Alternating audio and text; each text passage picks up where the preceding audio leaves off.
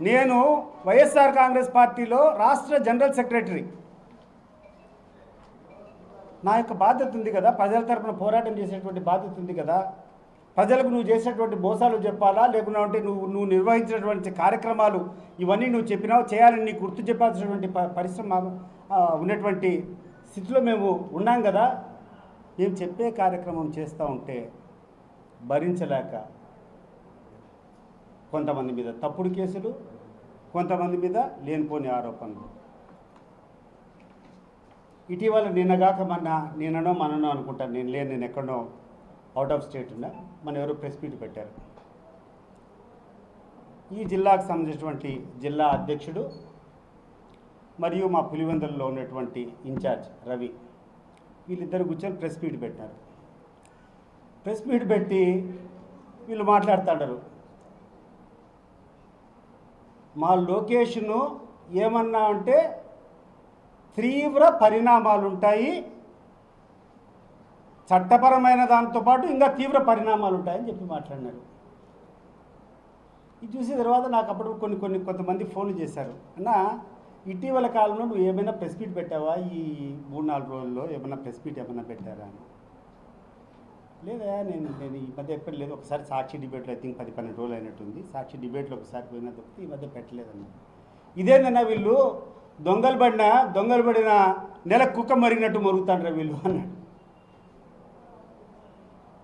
దొంగలు పడిన నెలకు కుక్కలు మరిగినట్టుంది వీళ్ళ పరిస్థితి, మరి నువ్వు ఎప్పుడు మాట్లాడినా నువ్వు దేనికి వీళ్ళు కౌంటర్ ఇచ్చారని చెప్పి ఆలోచన చేస్తే, ఏంది వీళ్ళు ఎందుకు స్టేట్మెంట్ ఇచ్చారని చెప్పి ఆలోచన చేస్తే, డైరెక్షన్ పైనుంచి లోకేష్ భరించలేకున్నాడు, ఆయన విమర్శించేది భరించలేకున్నాడు. ఆయనకు ఆయన పార్టీ వాళ్ళకి ఏమైనా ఆయన యువరాజేమో, నాకేమి అంట, నీ పార్టీ వాళ్ళు నీ కాళ్ళు ముక్కుని నాకేమి ఏంటండా, నేను I belong to YSR Congress party. నా ధర్మము నా పార్టీ కోసం పోరాడము, నా ధర్మము నా యొక్క లీడర్ కీర్తిని, ఆ కీర్తి ప్రతిష్టలు 10 మందికి వ్యాపింపజేయడం, ఆయన కీర్తిని 10 మందికి తెలియజేసేట్టు చేయడం నా ధర్మము. నా ధర్మం నేను నిర్వహిస్తా. నీ పార్టీలో ఉన్నా, 1 రోజు 2 రోజులు కాదు, 25 సంవత్సరాలు తెలుగుదేశం పార్టీలో ఉన్నా. తెలుగుదేశంలో పార్టీ ఉన్నప్పుడు అదే ధర్మం నేను పాటించిన. నా లీడర్ యొక్క కీర్తిని, ఆయన చేసినటువంటి మంచి పనులు చేసిన. ఈరోజు నీకు వద్దని చెప్పుకున్నాం, నీకు నాకు మనస్పర్ధలు వచ్చినాయి.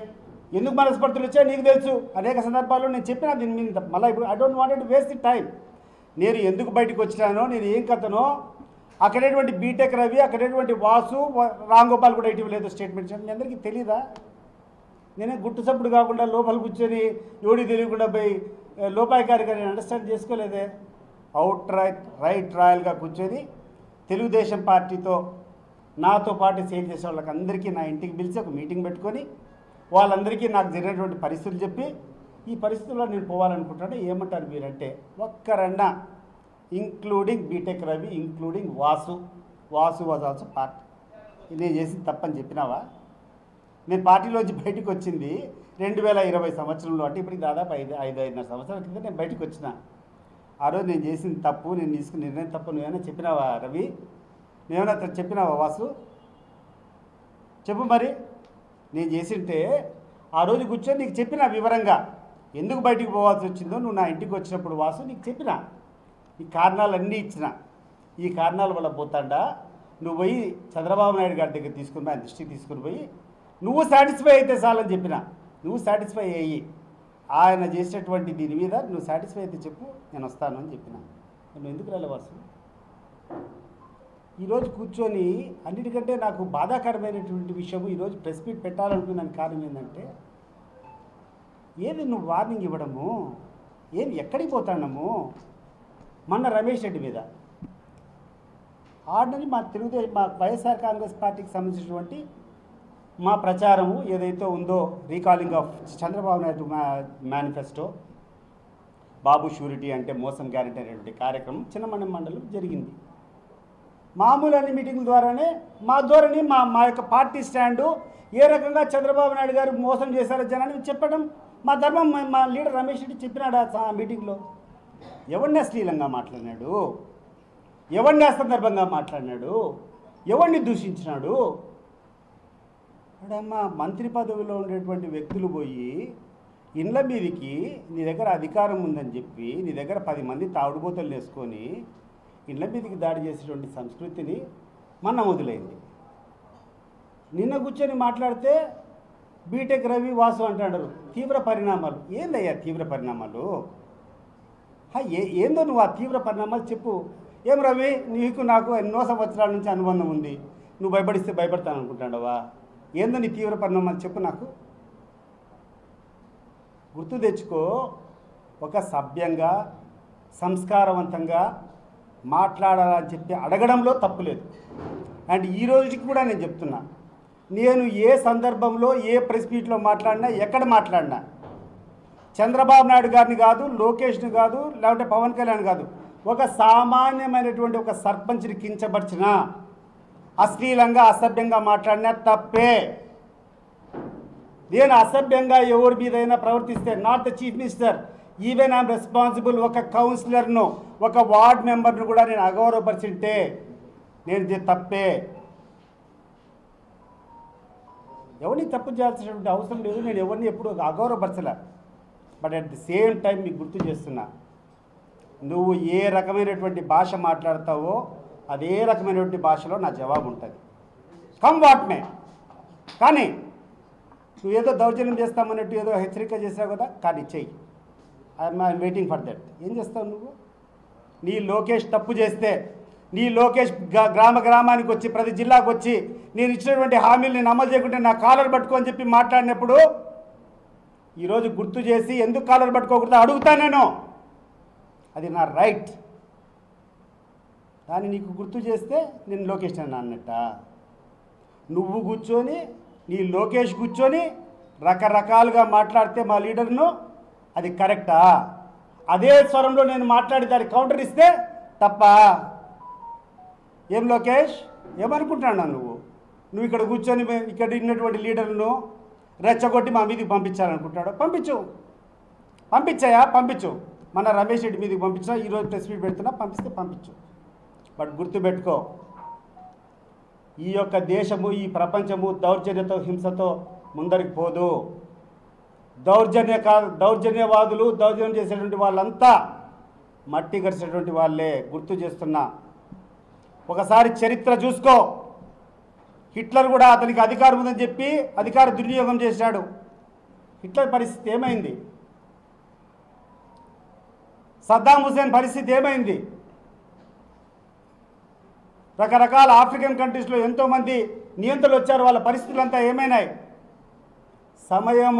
సమయము వాళ్ళకు ఉన్నప్పుడు విచ్చలవిడిగా చేసేటువంటి వాళ్ళంతా అధికారం కోల్పోయినటువంటి మరుసటి నిమిషం ఏ రకంగా వాళ్ళు మట్టి కరిచినారో ఒకసారి గుర్తు చేస్తాను నీకు.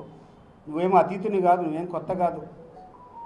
అండ్ ఎస్పెషలీ బీటెక్ రవికి గుర్తు చేస్తాడా. రవి, నేను సామాన్యంగా నీ గురించి మాట్లాడకూడదు అనుకున్నాను, ఎందుకంటే కలిసి పనిచేస్తాం 26 ఏళ్ళు. నేను పనిచేసేటప్పుడు కాలం అంతా నీ కుటుంబం సభ్యులు, నువ్వు అందరూ కూడా నేను ఎటువంటి తెలుగుదేశంలో ఉన్నాయి కాబట్టి నువ్వు అందరూ మద్దతు చేస్తావు కాబట్టి అనవసరంగా మాట్లాడకూడదు అనుకున్నా. కానీ ఈరోజు నువ్వు మాట్లాడేటువంటి మాటలకు నేను రిప్లై ఇవ్వకుండా ఉంటే రాజకీయాల్లో నేను ఉండేదానికి అనర్హుడిని. చెప్తాండా, నువ్వు చేసేటువంటి తొందరపాటు చర్య వల్ల ఆ రోజు రామలింగారెడ్డి అని చెప్పేసి ఒక మండల్ ప్రెసిడెంట్ను పదవి కోసం నువ్వు చంపడం వల్ల నీ కుటుంబం ఈరోజు సంతోషంగా ఉందా? ఈరోజు సంతోషంగా ఉందా అని చెప్పి అడుగుతాను నేను. ఆ రోజు నువ్వు ఒక తొందరపాటు చర్య చేసినావు, ఒక చిన్న గెయిన్ కోసం, ఒక మండల్ ప్రెసిడెంట్ కావాలని ఒక చిన్న దానికోసం తెలుగుదేశం పార్టీ అధికారంలోకి వస్తారు, ఒక మండల్ ప్రెసిడెంట్ చంపినావు. చంపిన తర్వాత ఏమైపోయింది? ఈ అధికారం పోయిన మరుసటి నిమిషము ఇంకొక పార్టీ అధికారం వస్తేనే మంచి వ్యక్తి చంద్రుడన్న, నాకు చాలా మంచి అనుబంధం ఉంది ఆయనతో. మనిషి పోయినాడు. ఈరోజు తీసుకొని రాగలుగుతాం ఆయన ప్రాణము?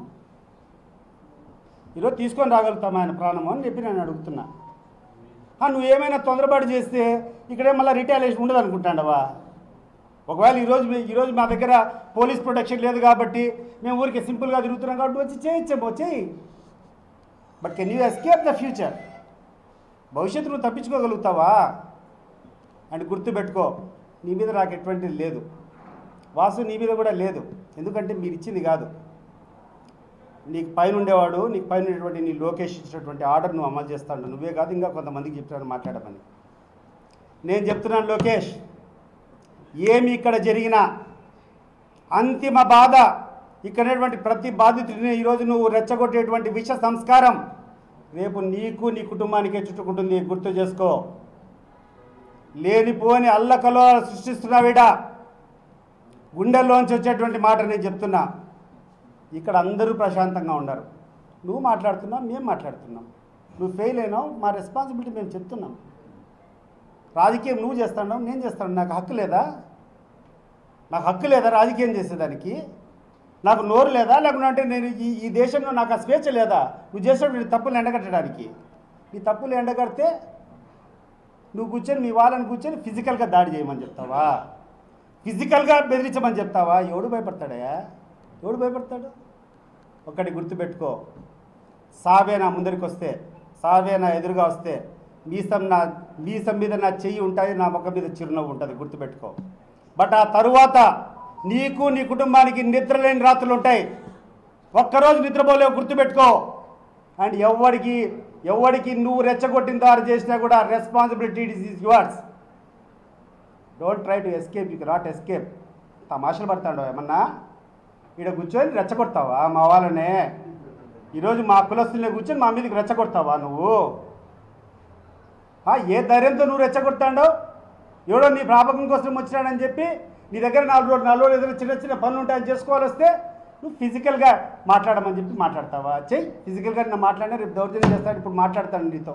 చెయ్యి, నీకు ఏమేమి చేస్తాను నువ్వు చెయ్యి. But you will face the consequences. I'm warning you. You are not above Hitler, you are not above Saddam Hussein. గుర్తుపెట్టుకో. అది తమాషగా ఉందా నీకేమన్నా? ఏం భయపడిస్తా అంటే నువ్వు భయపడతా అంటే భయపడతారా అందరూ? Be careful.